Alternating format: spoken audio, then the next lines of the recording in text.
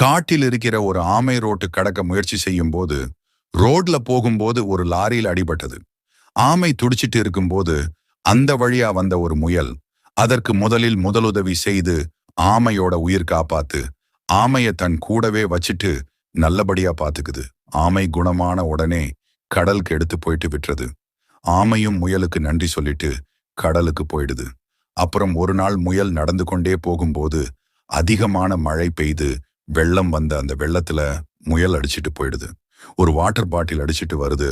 அந்த water bottle புடிச்சிட்டு முயலு கடலுக்கு மேலே தத்தளிப்பது பார்த்து கடலில் இருக்கிற பெரிய ஆமை வந்து முயலுக்கு உதவி செய்து ஆமை மேல் முயல் அமர்ந்து கொண்டு ஆமை கரை ஓரமா விட்டுருது.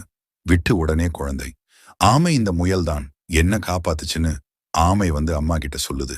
அப்புறம் முடியலாம். ஆமையும் 2 பேரும் சந்தோஷமா நட்பா இருக்கிறாங்க. நன்றி. அடுத்த கதையில சந்திப்போம்.